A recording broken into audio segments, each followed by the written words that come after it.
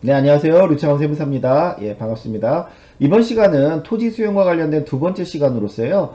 저번 시간에는 1부터 5까지 요소들을 고려했고요. 이번부터는 이제 6부터 10까지, 즉 대체 취득에 따른 취득록세 비과세, 농특세, 과세 비과세 할 거냐, 증여 상속 문제, 양도일, 비과세 판정 시, 거주요건 뭐 이런 제한 없다. 이런 내용, 그 5가지 내용과 관련해서 말씀드리도록 하겠습니다. 일단 토지 수용으로 대체 취득 시 취득세 면제. 이건 무슨 얘기죠? 내가 이제 토지가 수용됐기 때문에 아니면은 이제 그 어떤 그 상가나 뭐 주택이 수용됐기 때문에 어딘가 가서 새로운 부동산을 취득을 해야 되겠죠.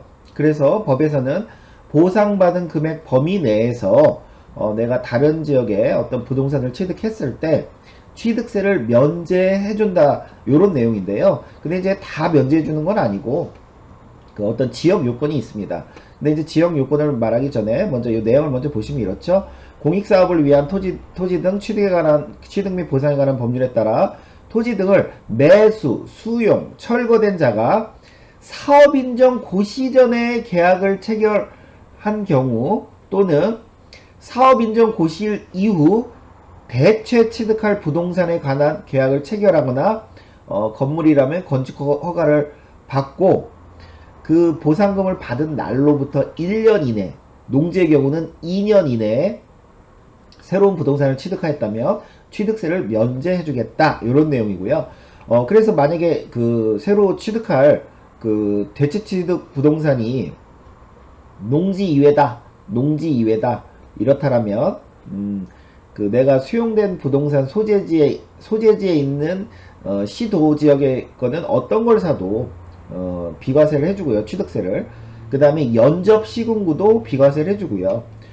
연접 시도까지 확장해도 비과세를 해주겠다고 합니다. 근데 요 취득하는 지역이 투기 지역이다 그러면은 그 안 될 것이고요. 그 다음에 연접하지 않은 지역이다 그래도 그 취득록세가 면제가 안 될 것이고요. 근데 이제 농지 같은 경우는요. 여기 보시면 뭐 그 연접되지 않은 지역까지 다 비과세를 해줍니다. 단 이제 그쪽 그 취득하는 곳이 투기 지역이 아니라면 투기 지역이라면 이제 제외할 것이고요. 그 다음에 이제 자격 농민이 그 경작을 하기 위해서 주택을 만약에 취득한다. 그러면 요거는 이제 내용이 이렇습니다. 그 보상받은 금액의 50% 미만으로 사라. 50% 미만으로 사되 역시 전국 어디나 다 비과세는 해주지만 그 취득록세 비과세는 해주지만 만약 거기가 투기지역이다라면 비과세를 안 해주겠다. 이제 이런 내용입니다. 이런 내용이고요. 그러니까 농지나 자격농민이 농지 경작을 위해서 취득하는 주택에 대해서는 전국 어디를 사도 그 보상받은 금액 내에서 주택은 보상 금액 50% 미만이고요. 비과세 해주겠다는 내용이고요. 그 다음에 이제 농어촌 특별세, 그러니까 뭐 농어촌 특별세도 알아야 돼? 이제 이러실 수 있는데요.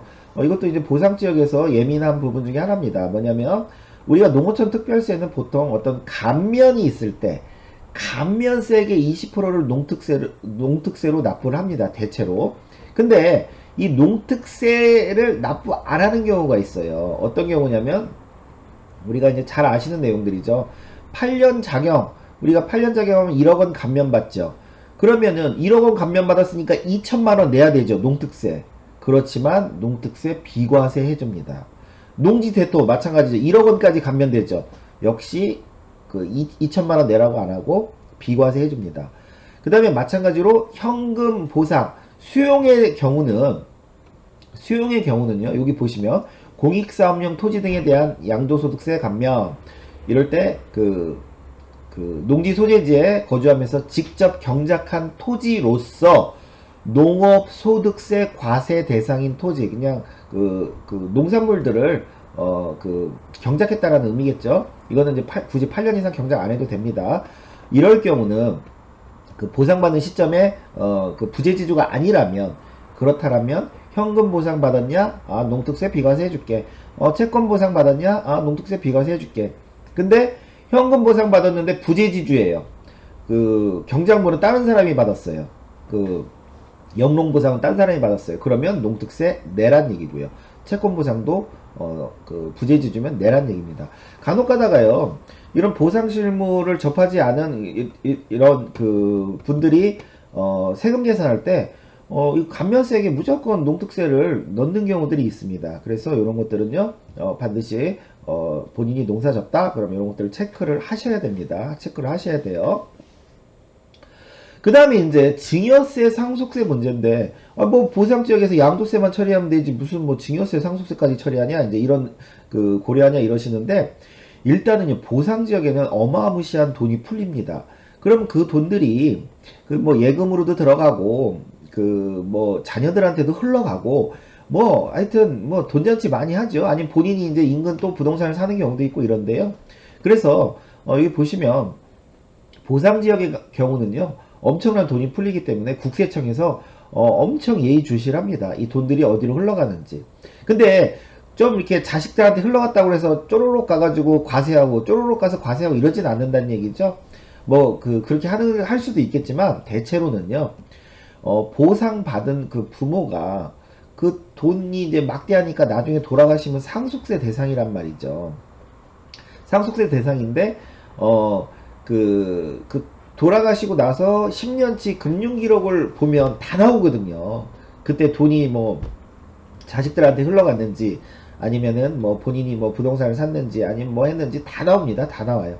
그래서 그 대체로 그 상속 조사하는 과정에서 10년 이내 통장조사 등을 통해서 사전 증여한 부분이 다 밝혀지고요. 그런 거에 대해서 증여세나 어떤 그 가산세 두드려 맞고, 그리고 그 사전에 현금 준 거에 대해서 뭐 상속 재산으로도 또 가산하고 이렇습니다.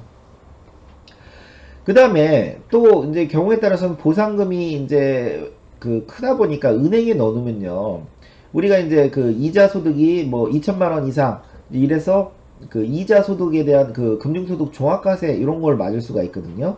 그래서 간혹 가다 보면 이런 걸 또 피하려고 가족 명의로 이렇게 예치 분산시켜 놓는 경우들이 있어요. 어차피 이자는 똑같은데 금융소득 종합과세를 그 맞지 않기 위해서 이런 것들은요, 다 그 차명계좌 문제가 발생하고요, 다 현금 증여로 현금 증여 문제가 발생합니다. 이거 조심하셔야 돼요. 예, 조심하셔야 되고, 그리고 제가 그 이전 영상에 20억짜리 부모가 자식한테 증여하는 방법에 대한 영상이 있는데요.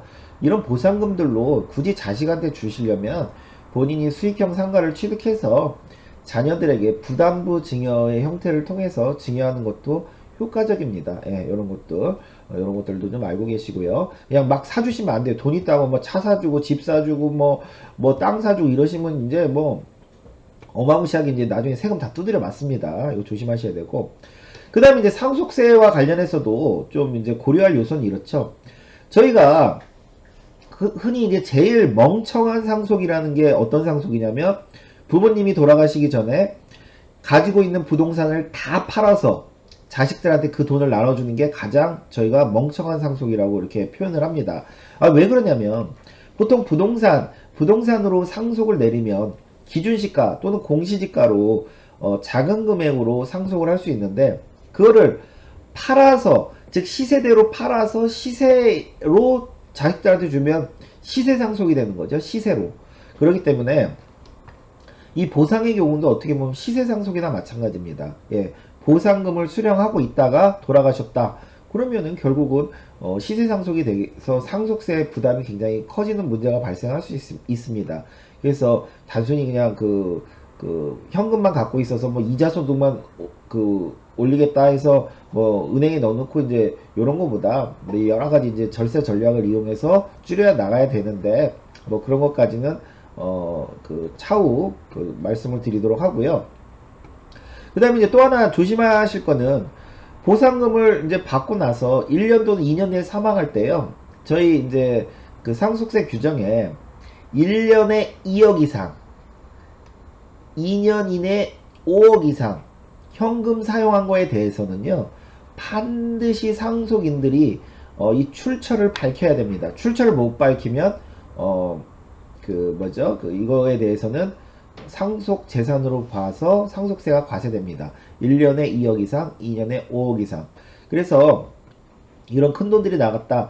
아니면 아버님이 좀 연로하셔서 몸이 편찮으시다. 그래서 병원비가 많이 나간다. 이런 거를 자녀들 카드로 아니면 자녀 그 돈으로 이게 다 나중에 상속 받을 거니까 뭐 내가 지금 해야지. 이렇게 하지 마시고 이런 것들도 다 부모님이 있다면 부모님 어떤 돈으로 이런 것들을 다 이제 미리미리 출처를 만들어 놓으셔야 되고요.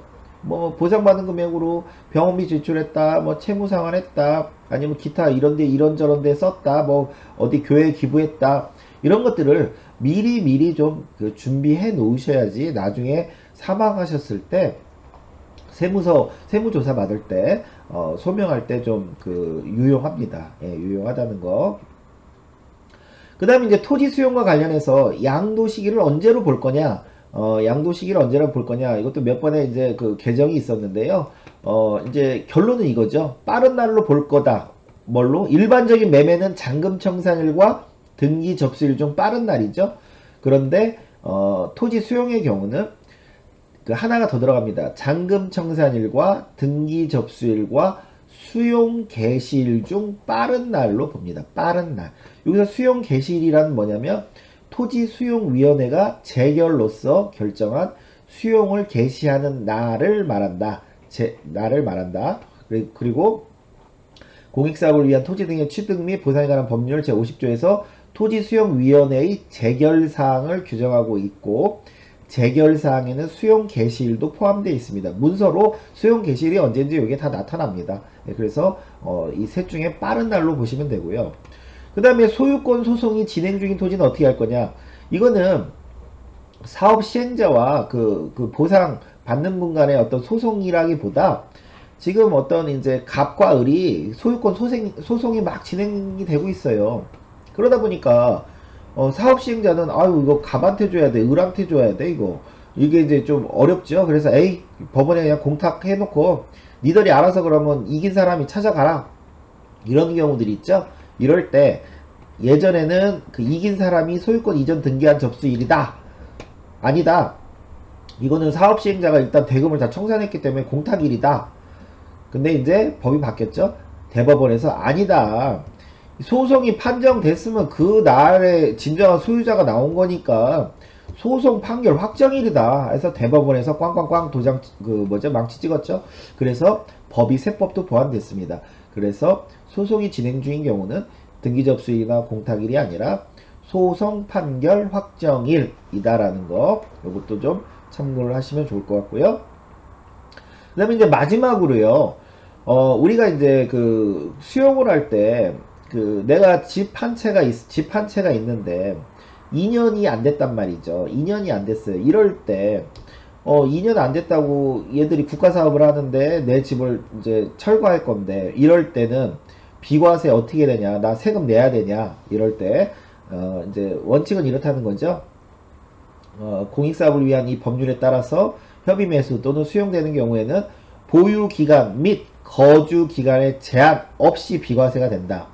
그 다음에 양도의 수용일로부터 5년 이내에 잔존하는 주택이나 부수토지를 파는 경우도 비과세 된다. 이제 이런 내용이죠.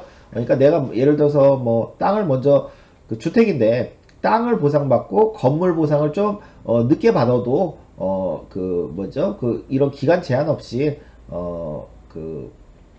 5년 안에만 다 양도한다라면 다 비과세가 된다. 이제 이런 내용이고요. 근데 누구나 해주는 건 아닙니다. 누구나 해주는 건 아니고 반드시 사업인정 고시가 나기 전에 취득한 사람만 해준다 이거예요. 왜? 사업인정 고시 나고 나서 취득한 사람은 뭔가 좀 투기 목적이나 뭐 여러가지 뭐 무슨 목적이 있을 거다라고 생각을 해서 사업인정 고시 전에 취득한 사람만 해당이 되고요. 근데 여기 이제 이런 규정이 있습니다. 상속의 경우는요, 사업인정 고시일 이후에 상속받았다라고 하면 저희가 이제 앞에서 제가 설명드릴 때 이런 경우는 대체로 돌아가신 분 기준으로 많이 따지는데, 요거의 경우는 좀 안 그렇습니다. 즉 상속의 경우는 사업인정 고시일 이후 상속받았다, 받고 나서 수용됐다 라고 하면 이 경우는 비과세가 적용되지 않다는 거, 앞에서 원래 상속의 경우 따지는 거랑 이거 조금 틀리다는 거, 이것도 좀 참고하시면 좋을 것 같고요. 이 외에도 고려할 요소가 굉장히 많습니다. 굉장히 많은데 한 10가지 정도 제가 생각했을 때 실무에서 그냥 중요할 거로 보이는 10가지 정도만 정리를 했고요. 보상 지역에 계신 분들이라면 이 꼭 보상을 주로 그 전문으로 하는 그런 세무사들한테 꼭 나중에 상담 같은 걸 받으셔야지만 불이익이 없다라는 것도 좀 명심하시면 좋을 것 같습니다. 예, 감사합니다.